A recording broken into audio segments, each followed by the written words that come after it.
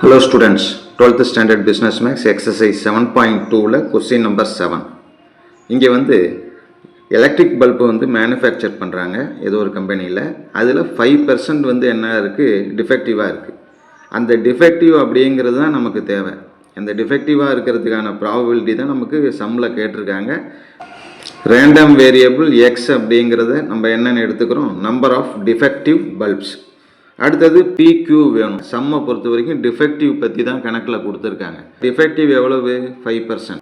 5/100. 5%னா 5/100, அதாவது 0.05 அப்படி எழுதலாம். அடுத்தது Q ஈக்குவல் டு என்ன வரும் அப்படின்னா, மொத்தம் 100ல் 5 டிஃபெக்டிவ். பேலன்ஸ் எவ்வளோ இருக்குது, 95/100. இந்த 5 இருக்குது, பேலன்ஸ் 95 இருக்கு இல்லையா, அதுதான் Q. அப்போ இதை நம்ம எப்படி எழுதலாம், 0.95ன்னு எழுதலாம். P தெரியும், Q தெரியும்.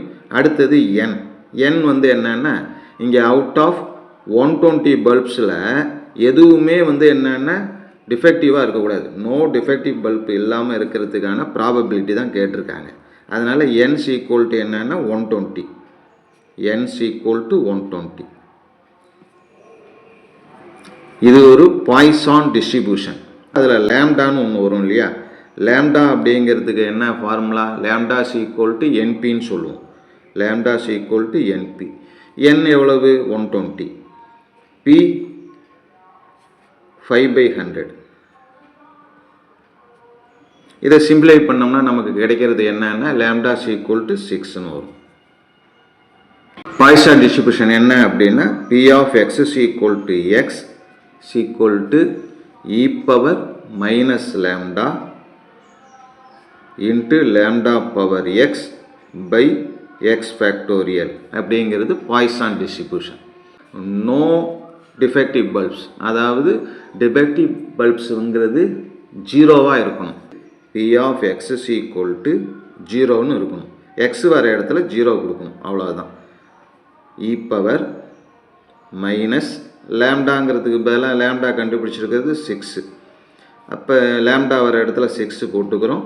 எக்ஸ் வர இடத்துல மட்டும் 0 by 0 factorial equal to e power minus 6 anything power 0 1 factorial 0 அப்படின்னா அதோட வேல்யூ 1 தான். Equal to e power minus 6 மட்டும் இருக்கும். இதை நம்ம என்னென்னு எடுத்துக்கிறோம், e power minus 5 1, e power minus 1 அப்படின்னு ரெண்டாக ஸ்ப்ளிட் பண்ணிப்போம் அதை. ஏன்னா இதுக்கு வேல்யூ தெரியும். e பவர் மைனஸ் 5 அப்படிங்கிறப்ப 0.0067 வரும்.